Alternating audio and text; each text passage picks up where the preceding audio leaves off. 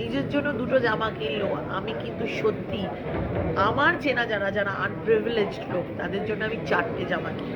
Believe me, আমার ছোটবেলার পুজোর স্মৃতি আমি একটা বলতে চাই না, আমি দুটো বলতে চাই, কিন্তু খুব কম সময় নিয়ে। দুটোই খুব ইম্পর্টেন্ট। প্রথমে একটা খারাপ স্মৃতি বলি।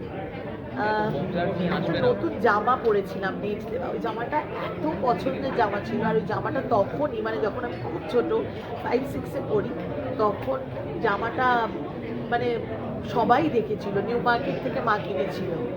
তো জামাটা ওয়াজ ভেরি এক্সপেন্সিভ ওই সময়। তো ওই জামাটা পরে আমি একটা পুজো মণ্ডপে ঢুকতে গেছি, হঠাৎ জামাটার নেটটা ছেট করে ছিঁড়ে গেল।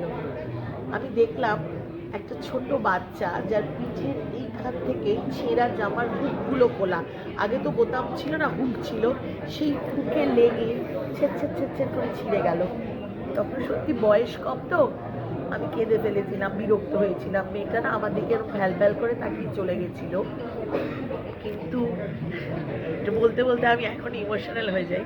কিন্তু যত বড় হয়েছে ওই দৃশ্যটা আমার কাছে খুব গাঢ় হয়েছে, এবং আমি বুঝতে পেরেছি কোথাও একটা পুজোর দিনেই হয়তো ইউনিভার্স বা অলমাইটি কোথাও একটা মেসেজ দিল। তাই আজকে যখন বড় হয়েছি, নিজে রোজগার করতে শিখেছি যে সময় থেকে, নিজের জন্য দুটো জামা কিনলো। আমি কিন্তু সত্যি আমার চেনা যারা আনপ্রিভিলেজড লোক তাদের জন্য আমি 4টে জামা কিনি।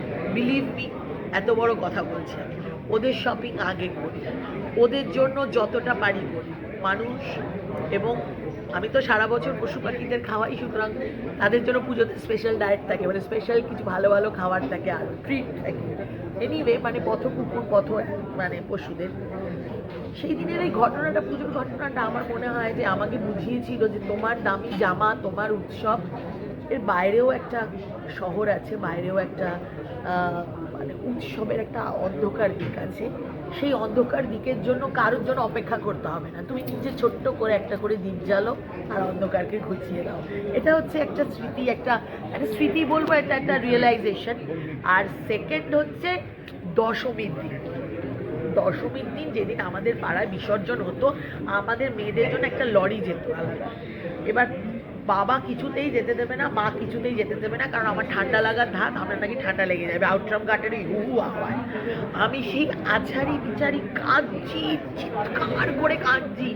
তখন পাড়ার ছেলেরা, যারা আমার সম্পর্কে মামা কাকা হয়, তারা সবাই এসে বলে যেতে দাও না দিদি, যেতে দাও না, মানে আমার মাকে বলে তারপর ছাড়লো। যেই আমি লরিতে উঠলাম, আমাকে হাত ধরে টেনে লরিতে উঠিয়ে দিল, মানে এক মুহূর্তে আমি সব ঠিক হয়ে গেল। আর আমার এখনো মনে আছে আউটরাম ঘাটে ঘটি গরম ভাজা, আর ওই যে সরু সরু বেলুনগুলো আছে, লরির ওপরে তুলে দিত, আমরা এরকম বাচ্চারা এরকম করে করে আওয়াজ হতো। ওই স্মৃতি আমি এখনো ভুলবো না। আর ওই বিসর্জনের ঘাটে, আউটরাম ঘাটে কত লোককে দেখতাম, কত ঠাকুর দেখতাম, মানে এত একটা আনন্দের স্মৃতি ছিল। আজকে অনেক বড় বড় কিছু আছে, কিন্তু এই ছোট ছোট জিনিসগুলো এখন আমার মানে ভাবলেই মনে হয়।